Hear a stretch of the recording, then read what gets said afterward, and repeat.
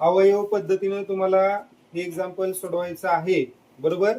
अवयव पद्धतीमध्ये आपण काय सांगितले, जो म्हणजे एक्स वर्गचा जो भाग आहे, बरोबर, त्या एक्स वर्गचा सहगुणक चेक करायचा पहिल्यांदा. किती आहे? 3. त्या सहगुणकानं सगळ्यात शेवटची संख्या आहे स्थिर पदे त्याला गुणायचं, बरोबर. 3 गुणुले -10 किती आलं? -30. किती आलं? -30. मग आपण असा विचार करायचा की गुणाकार काय आला पाहिजे? -30, बरोबर. त्यानंतर दुसरी गोष्ट काय, तर मधला जो मधली जी संख्या आहे की नाही एक्सच्या बरोबर असणारा सहगुणक. मग इथं एक्सच्या बरोबर कोणच नाही म्हणजे कोण आहे? -1 आहे. मग तिथं वजा चिन्ह आहे ना, मग काय येणार आहे? -1. मग तुम्हाला गुणाकार आला पाहिजे -30 आणि बेरीज काय आली पाहिजे? -1. अशी संख्या घ्यायची. तर आपल्याला माहितीये 6 आणि 5 चा गुणाकार जर आपण केलं तर 6 पंचे 30 येईल, पण दोन्ही जर प्लस घेतले तर उत्तर काय येईल? प्लस. मग कुठला तरी काय घ्यावं लागेल? मायनस. आता इथं तुम्हाला मायनसच पाहिजे, म्हणजे मोठ्या संख्येला काय दिलं पाहिजे? मायनस. म्हणजे घेताना जो 6 आहे तो वजा घेतला आणि जो 5 आहे तो काय घेतला? अधिक घेतला. तर -6 गुणुले 5 किती येणार? -30. आणि -6 अधिक 5 किती येणार आहे? वजा अधिक म्हणजे वजा बाकी. 6 तून 5 गेले 1. मोठ्या संख्येत चिन्ह काय येणार? वजा. म्हणजे काय येईल? -1. समजलं का? फोड काय आली? -30 ची फोड काय आली? -6 आणि 5. आता लक्षात घ्या ही फोड कुठं लिहितो आपण? तर पहिल्यांदा 3x वर्ग बाळांनो तसंच लिहायचे, बरोबर. आणि हे -x आहे की नाही त्याची फोड काय असते? ही -6x अधिक 5x. इथं लिहायचं -6x अधिक 5x. ही फोड कुणाची लिहिली बाळांनो आपण? -x ची. कुणाची? -x ची. आणि शेवटचं स्थिर पद -10 बरोबर 0. आता या ठिकाणी फक्त काय करायचं आपल्याला? इथं या दोघांचा आणि या दोघांचा विचार करायचा आहे, बरोबर. याच्यातून कॉमन घ्यायचं. आता काय काय कॉमन आहे ते बघा, विचारात घ्या. इथं 3 आहे, इथं पण 3 आहे, कारण इथं 6 म्हणजे किती येणार? 3 दुने 6. म्हणजे इथं 3 आहे, इथं पण 3 आहे, मग 3 कॉमन घेतलं, बरोबर. इथं x आहे, इथं बी x आहे, मग x बी कॉमन घेतला. आता यातला 3 गेला, 1 x गेला, 1 राहिला, बरोबर. चिन्ह काय आहे? वजा. यातला 3 गेलाय आणि हा x गेलाय, राहिलं काय? 2, बरोबर. आता लक्ष द्या, अधिक.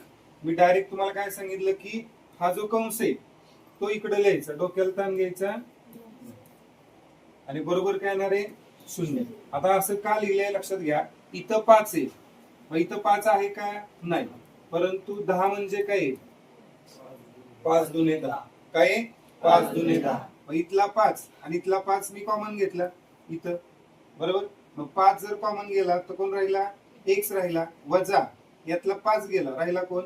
2. आलं लक्षात? म्हणजे x वजा 2 काय झाला? कॉमन झाला.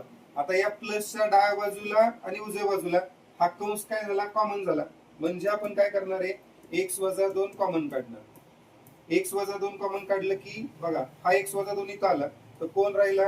3x. मग हा 3x इथं लिहिला, बरोबर. चिन्ह काय आहे? अधिक. आता हा x वजा 2 इकडे आलाय म्हणजे राहिलं कोण? 5. बरोबर काय येणार? 0. आता तुम्हाला 2 कंस मिळाले, बरोबर. आता लक्षात घ्या, या 2 कंसांचा गुणाकार हा 0 येतो. या 2 कंसांचा गुणाकार 0 येते, म्हणजे ही किंमत 0 असली पाहिजे किंवा ही किंमत 0 असली पाहिजे तरच ते शक्य. जर याची किंमत 0 झाली तर 0 गुणुले हा कंस 0 येऊ शकतं, किंवा हे 0 झालं तर 0 गुणुले हा कंस 0 येऊ शकतो, अदरवाईज येऊ शकत नाही. म्हणजे या कंसाचं उत्तर काय असणार आहे? 0 असणार आहे. म्हणून आपण काय घेणार आहे? तर x वजा 2 बरोबर 0 किंवा 3x अधिक 5 बरोबर 0, बरोबर. आता लक्ष द्या, या ठिकाणी हा जो x आहे तो डाव्या बाजूला तसाच, बरोबर.